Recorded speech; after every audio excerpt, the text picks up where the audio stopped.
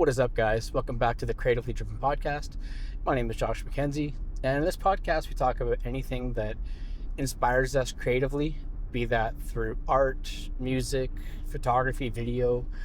The world is your oyster when it comes to creative outlets, and I feel. And today, we're going to talk about having to overcome any obstacles. If you take a look, obviously, right now, this is not the usual studio you would see me in. And, this is just a prime example of having to adjust to a situation that is not ideal or typical for the usual scenarios that I am put in. A lot of that kind of stems from being, on site with photography or video. And I guess just really many other walks of life for a career where you have something that you should be doing and something is deviated where you have to adapt to that. You have to, put yourself in a different direction, keep going, and, be a little resilient to the hard times that may come with things that you're not used to because you have to adapt. With this, we have some renovations going on in the house where the flooring is all tore up. Everything is just jumbled up, and there's not really such thing as peace and quiet right now in the house. So I thought that I would take things on the road and give it a go. I've actually seen it done with my friend Jacob, and some of his first podcasts were actually him driving on the way to sites and just different racetracks, I believe. And I thought it was pretty cool because you don't let your lack of a space hinder your progress in what you are trying to project. And to me, I haven't missed any podcasts, and I don't really have any plan on missing any podcasts. Obviously, if there's something, dire that I need to have undivided attention towards, it's a bit different, but I've definitely grown into it, and I really enjoy being able to put my thoughts out there and kind of seeing what it jumbles in people's minds. So a prime example of having to adapt to things, it brings me back to a shoot where I brought some exterior lighting or some extra lighting, if you want to call it that. It wasn't ambient. And I did a couple clips where I didn't use any lighting. Obviously, I had to raise my camera's ISO, which is going to introduce a noisier image. And after I reviewed a couple of them on site, I immediately put up my extra light and used it for every other shot that I could after that, just because it's going to have a cleaner image. It makes everything a little bit easier. It's a little more time consuming for sure. You have to obviously set it up, figure out where you're going to shoot, set everything up where it needs to be. But at the end of the day, it was that extra attention to detail that made everything that much better. I remember looking at the footage in post, seeing the before and seeing the after when I used the light, and it was just like mind blown. It's like, man, why haven't I been doing it like this all along? So now I have to kind of stress that, as a video creator, any extra lighting is going to help bring a mood, bring a contrast, and just bring a better image to the production. Anyways, I digress. In regards to kind of overcoming some hurdles, I could have done it down in the basement, maybe in the wee hours of the night, or whenever things are quieter in the house, but I wanted to try something different. And having seen this done a time or two before, it seemed like a pretty interesting way to go about things. It's also a way to push my creative mind and kind of my boundaries on comfort, where talking in a room, it's definitely different. You're left with your own thoughts. In that room, it is like black all around me. I need it dark for the lighting and everything to really pop the image and to make everything the way that I've created it. This is, I'm driving by like a school zone right now with people, and obviously I have to pay attention to the road ahead of me, but it's kind of just pushing the barriers of communication for me and being able to come up with things on the spot. And that in itself is just as much of a creative challenge as thinking of an episode or thinking of just places to do things. A vehicle has always been a vessel of freedom. Ever since I've got my license, it's always been the thing that's going to be able to take me places I want to go. And being able to have that translate to the podcast now, it's kind of surreal, honestly. I never put a lot of thought into doing this for something, but I knew that it was something on the back burner that someday, it would be cool to do it. And I think it's something that some people should try. There is somebody who does podcasts, Chris Williamson. His podcast is Modern Wisdom. He's definitely up there in the ranks in Spotify for podcasts.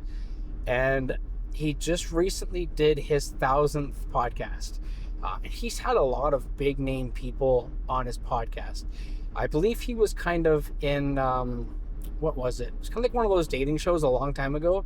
And I think he's been doing the podcast for 7 years. And I believe that's kind of his primary thing that he is doing now. He's had some big name people.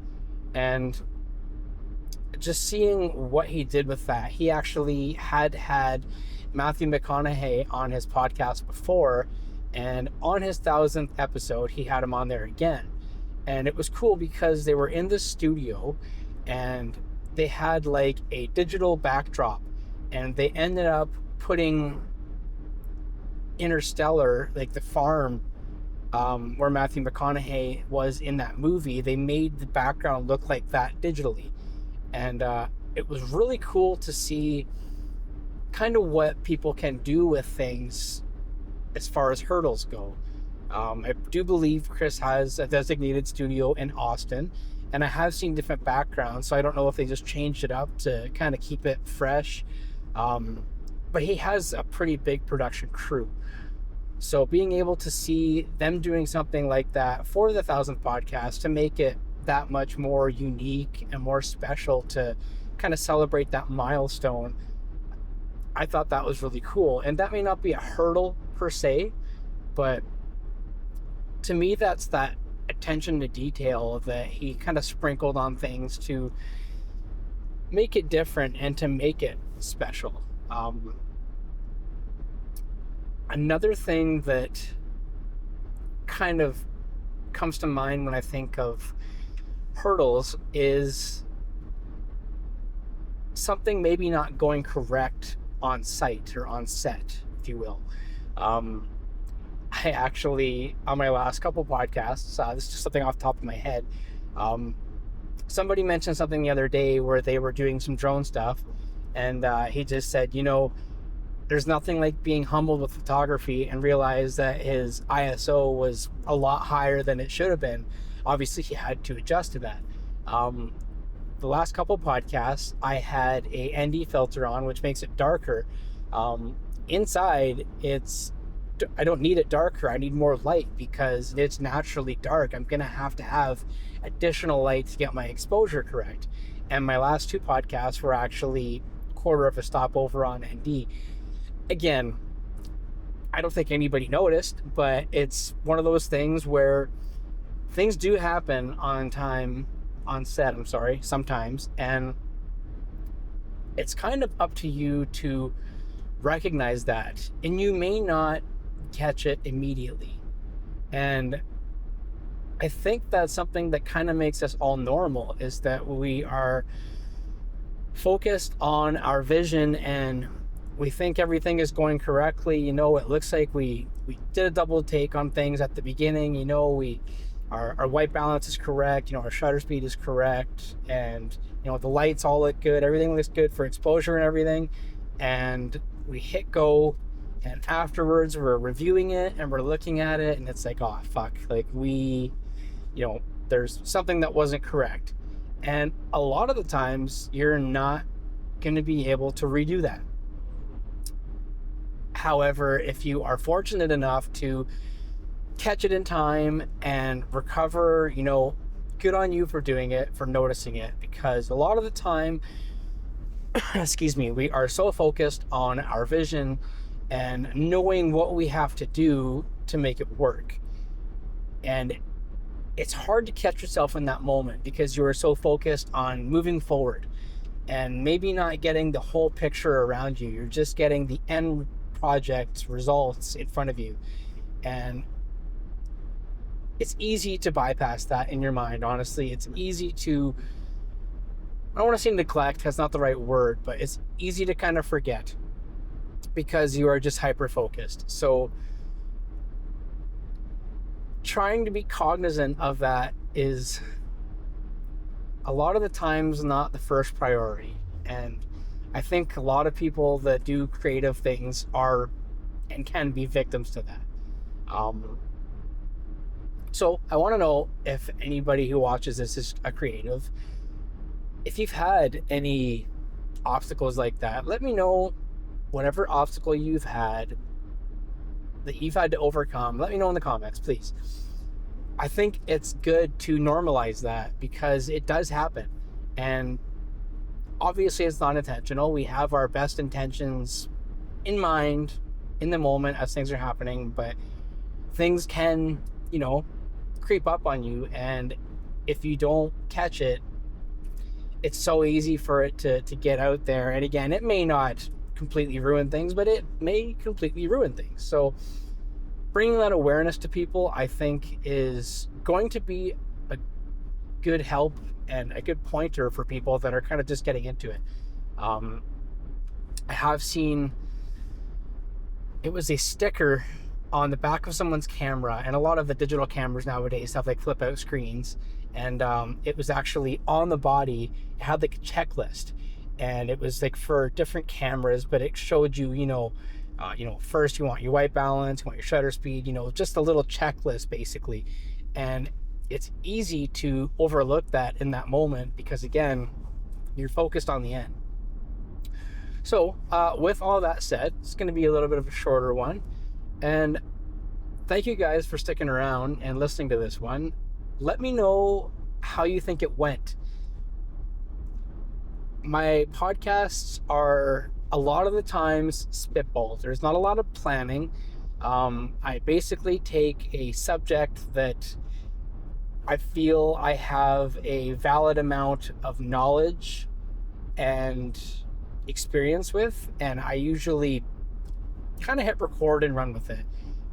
I may be pointing out the blatantly obvious here, but that's usually how I do it, is kind of a run and gun, guerrilla style, just wing it.